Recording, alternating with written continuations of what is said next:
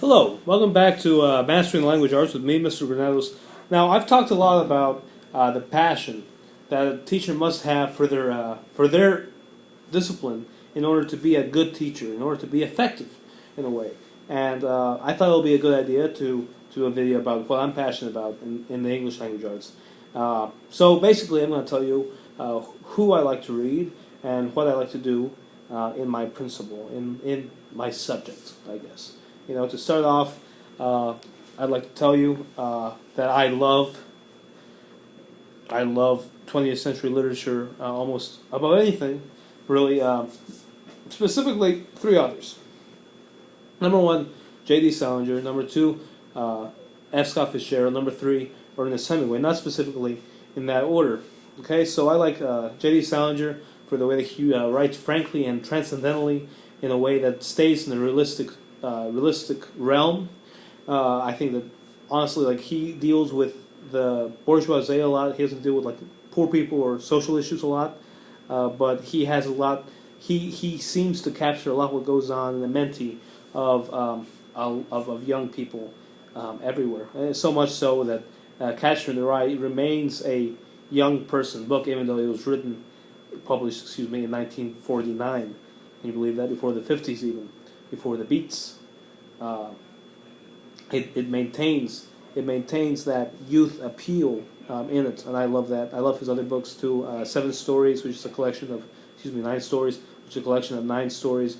His book called Zoe and Franny and Zoe, and his book. Now get ready for this title: Raise High the Roof Beam Carpenters and Seymour: An Introduction. That's one title.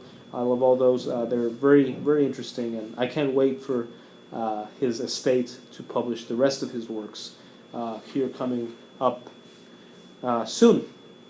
The second person I mentioned was Ernest Hemingway, and I admire him as a writer. I admire him as a man and as a traveler, and I enjoy his writing for its briefness, for the idea that all writing comes from writing one true sentence, and how that is important for any writer, for any type of writing, from journalism to fiction, to any type of nonfiction.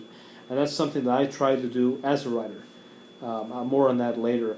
But I admire Ernest Hemingway a lot, and I guess my favorite book from him is For Whom the Bell Tolls, which is about the Spanish Civil War in the 1940s, 30s. Very good. I recommend it very much. Okay, so on to F. Scott Fitzgerald. I've read all his short stories. I still have not read. What's that book? I've only not read one of his books, because I feel like if I read the book, I'll get very sad, because then I will have no more Fitzgerald to read. But I will read it eventually. I will get over my tragedy eventually. But I like him.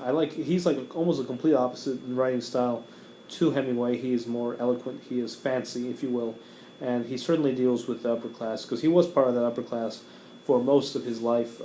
Well, I take that back. For the middle of his life, he was born lower middle class, went to Princeton through scholarship, and then he died rather poor with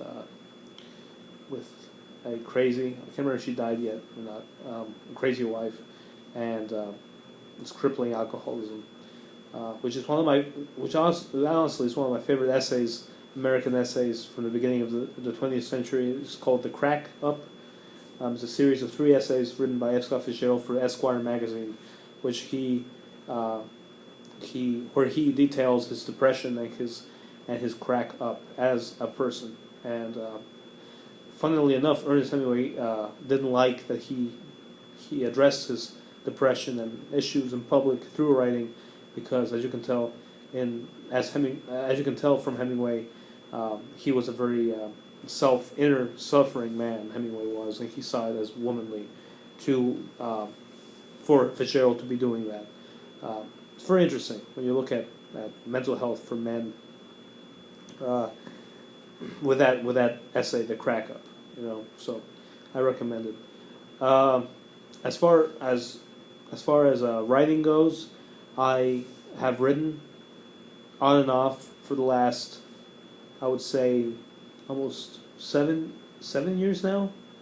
I started my the end of my sophomore year in high school, and just mostly private, like little silly stuff. Moved on to poetry.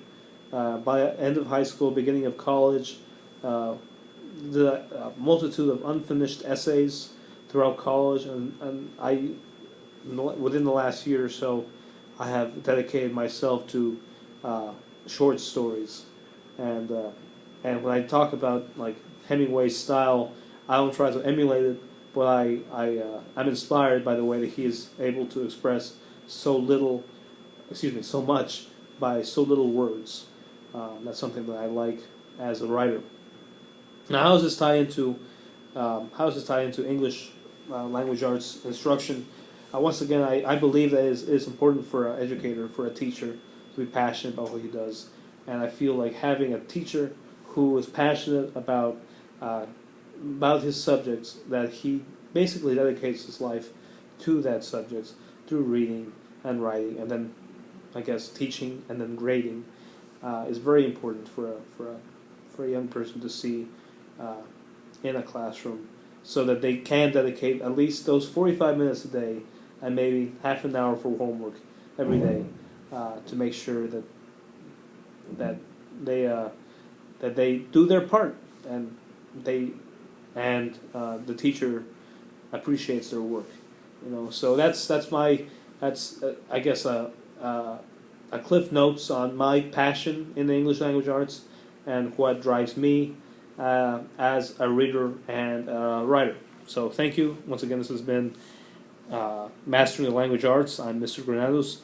I hope you watch the rest of my episodes, my videos. Thank you very much.